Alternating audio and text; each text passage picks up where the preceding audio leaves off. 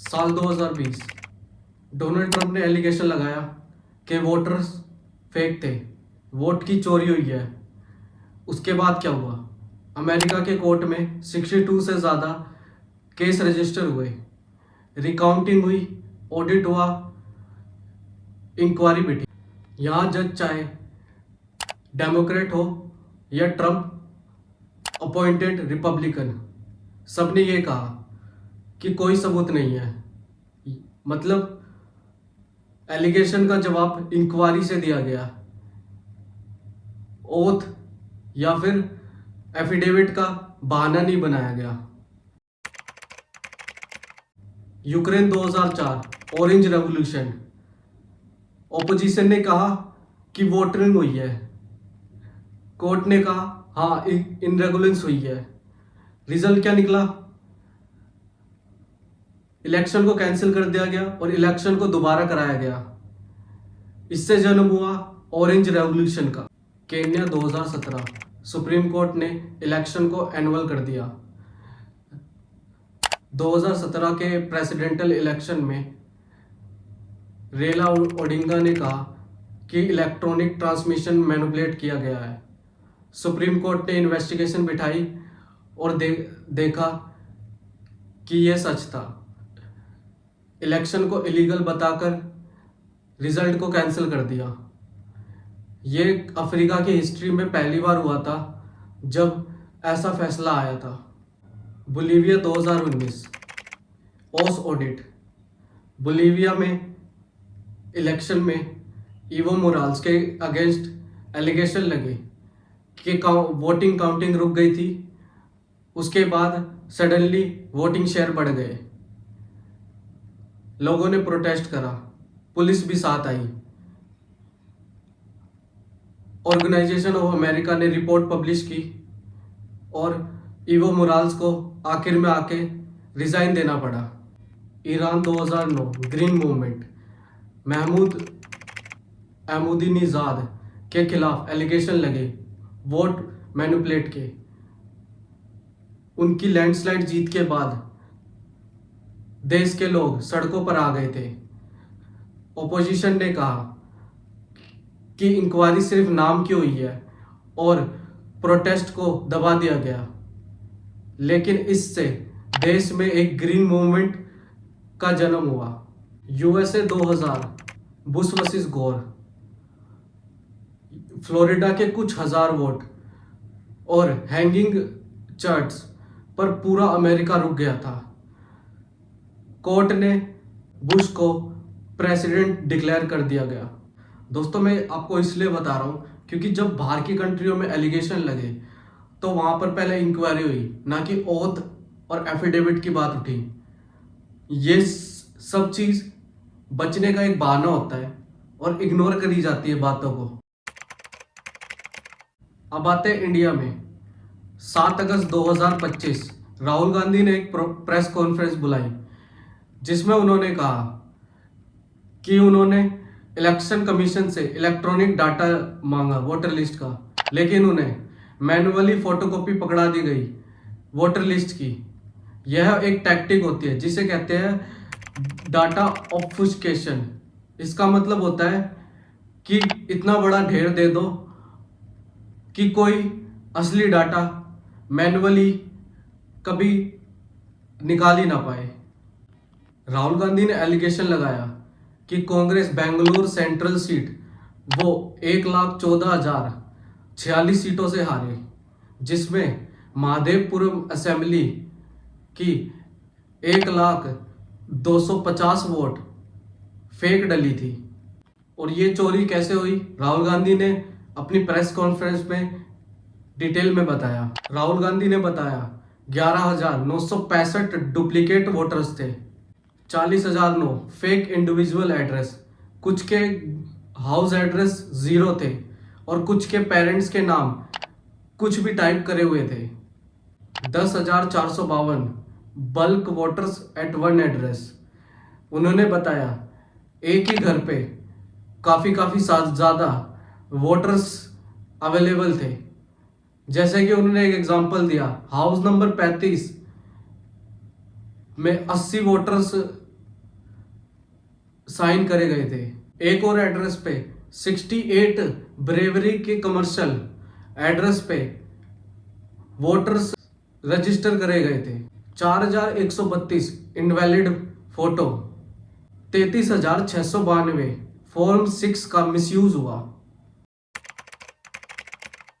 उन्होंने एक एग्जाम्पल भी दिया, गुरप्रीत सिंह डांग, जो कि एक ही फोटो में 4 अलग अलग बूथ पर उनकी वोटर आईडी लिस्टेड थी। इसके बारे में हम आगे बात करेंगे कि उनका रिएक्शन क्या था इस बात पर। उन्होंने ये भी बताया, आदित्य श्रीवास्तव, 3 अलग अलग स्टेट में एंट्री थी उनकी, महाराष्ट्र, यूपी और कर्नाटका। दोस्तों, राहुल गांधी की 4 बड़ी डिमांड है। क्लीन और pure voter list, full electronic voter data और videography record, digital voter roll और वीडियो फुटेज रिलीज करो, इलेक्शन प्रोसेस को ट्रांसपेरेंट बनाओ। इलेक्शन कमीशन ने तुरंत जवाब दिया और राहुल गांधी से डिमांड करी एक ओथ लेने की और एफिडेविट पर साइन करने की। उन्होंने कहा अगर साइन होंगे तभी हम कोई एक्शन लेंगे। तो सवाल ये उठता है, जब अमेरिका, बोलीविया, केन्या जैसे देशों में पहले इंक्वायरी होती है, बाद में देखा जाता है ओथ और अपोलॉजीज की, फिर भारत में ऐसा क्यों कि पहले आप एफिडेविट साइन करो फिर हम इंक्वायरी करेंगे। और मेरा सवाल दोस्तों ये है कि राहुल गांधी कोई आम इंसान नहीं है और राहुल गांधी हमेशा कोई बार बार ये नहीं करते हैं, इलेक्शन कमीशन पे सवाल उठाते हैं। ये राहुल गांधी की पार्टी, कांग्रेस पार्टी, इंडिया की सबसे बड़ी ओपोजिशन पार्टी है, जिसका एक बहुत बड़ा एलिगेशन है इलेक्शन कमीशन पर। तो क्या ये डेमोक्रेटिक कंट्री पर ये एक सवाल नहीं होगा अगर वो उनके एलिगेशन को इग्नोर कर दिया जाए तो? और उनके एलिगेशन कोई छोटे मोटे एलिगेशन नहीं है, उनके एलिगेशन लाखों वोटर्स की चोरी के है। दोस्तों, आप खुद सोचिए, दुनिया में ऐसे बहुत सारे केस है जहां बिना क्राइम किए लोगों की जिंदगी बर्बाद हुई है। अमेरिका का सेंट्रल पार्क 5 केस, जिसमें 5 लड़कों को बिना किसी गुनाह के गिल्टी बनाकर जेल में भेज दिया गया। बाद में डीएनए के प्रूफ आया और उन सबको छोड़ दिया गया। इंडिया का नाम भी नारायणा केस, इसरो का साइंटिस्ट को स्पाई बताकर जेल भेज दिया गया। बाद में सुप्रीम कोर्ट ने कहा कि कोई सबूत नहीं है। मतलब अगर छोटे एलिगेशन लगे तो बिना प्रूफ के किसी की जिंदगी बर्बाद हो सकती है, लेकिन अगर बड़े एलिगेशन लगे तो पहले प्रूफ लाओ, तब हम कोई एक्शन लेंगे। मतलब कि दोस्तों, राहुल गांधी इतने बड़े ऑपोजिशन लीडर के एलिगेशन को बिना किसी इंक्वायरी के इग्नोर कर देना, ये तो बहुत ज्यादा हमारी डेमोक्रेसी में गलत हो रहा है। अब आते हैं मित्रों गुरप्रीत सिंह डांग के केस पर। उन्होंने कहा कि उनके नाम पर 4 वोटर आईडी बनी हुई थी, उन्होंने 3 कैंसिल करवा दी थी। उन्होंने ये बताया अपनी वीडियो में कि उन्होंने पहली बार एप्लीकेशन डाली तो वो रिजेक्ट हो गई थी, दूसरी बार डाली रिजेक्ट हो गई थी, तीसरी बार डाली वो रिजेक्ट हो गई थी, चौथी बार डाली वो भी रिजेक्ट हो गई थी। उन्होंने कहा लेकिन कुछ दिनों बाद चारों मेरे पास आ गई थी बनकर, लेकिन उन्होंने कहा फिर मैंने तीन आईडियों को कैंसिल कर दिया था। उन्होंने ये भी बताया कि उन्होंने सिर्फ एक ही वोट डाली है, ना कि 4 वोट डाली है। उन्होंने ये कहा कि राहुल गांधी ने जो भी एलिगेशन लगाया है वो गलत एलिगेशन लगाया है।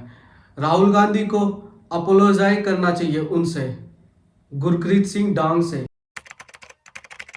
गुरप्रीत ने बताया कि उसके पास चारों वोटर आईडी आ गई थी। चारों वोटर आईडी आई होगी इलेक्शन से पहले। इलेक्शन हुए 2024 में। 2024 के इलेक्शन के कम से कम 8 से 9 महीने बाद राहुल गांधी ने इलेक्शन कमीशन से वोटर लिस्ट मांगी। वोटर लिस्ट मांगने के बाद गुरप्रीत सिंह का नाम आया, और जब कोई इलेक्शन कमीशन के पास भेजता है कि उसे अपनी वोटर आईडी कैंसिल करवानी है, तो ज़्यादा से ज़्यादा 1 महीना लगता है। लेकिन उसकी कम से कम 1 साल के अंदर भी कैंसिल नहीं हुई, उसका नाम तब भी शो हो रहा था। तो यह गलती किसकी है? और एक और पॉइंट, गुरप्रीत सिंह डांग, मेरा एक और सवाल तुमसे है। राहुल गांधी ने बताया कि तुम्हारा चारों अलग अलग पोलिंग बूथ पे तुम्हारी अवेलेबल थी, तुम्हारी लिस्ट। तो क्या तुम बता सकते हो ये कैसे हुआ? एक्चुअल में होता क्या है दोस्तों, अगर आप जब वोटर आईडी बनवाते हो तो अलग अलग पोलिंग बूथ पे आपका नाम तभी आता है जब आप अलग अलग एड्रेस डालते हो। आपने डिफरेंट एड्रेस डाला तभी आपका नाम अलग अलग पोलिंग बूथ पे आया। अगर आप सेम एड्रेस डालोगे तो सेम पोलिंग बूथ पे आएगा। तो यहाँ या तो तुमने जानबूझ के पोलिंग बूथ का अपना एड्रेस गलत डाला था, या फिर इलेक्शन कमीशन से गलती हुई है। तो यहाँ पर भी राहुल गांधी तुमसे क्यों सॉरी करे और इलेक्शन कमीशन से क्यों सॉरी मांगे? दोस्तों गलती तो हुई है, चाहे किसी से भी हुई हो, गलती तो हुई है। तो दोस्तों इससे प्रूव क्या होता है कि अगर गुरप्रीत ने आईडी को कैंसिल करने के लिए एप्लीकेशन डाली होती तो वो 2024 के मिड तक आईडी कैंसिल हो जाती, लेकिन वो 2025 तक एक्टिव थी। इसका मतलब या तो गुरप्रीत ने आईडी के लिए कैंसिल करने के लिए कोई एप्लीकेशन ही नहीं डाली, या फिर इलेक्शन कमीशन का सॉफ्टवेयर या काम इतना स्लो था। और दूसरी चीज, 4 अलग अलग पोलिंग बूथ पर गुरप्रीत सिंह का नाम होना ये साफ बताता है कि गुरप्रीत सिंह ने डिफरेंट एड्रेस डाला। या तो गुरप्रीत सिंह ने खुद ने मैन्युअली करा होगा ये, या इलेक्शन कमीशन से गलती हुई होगी। तो सॉरी किसको बोलनी चाहिए, गुरप्रीत सिंह के हिसाब से और आपके हिसाब से? आप खुद बताना। ये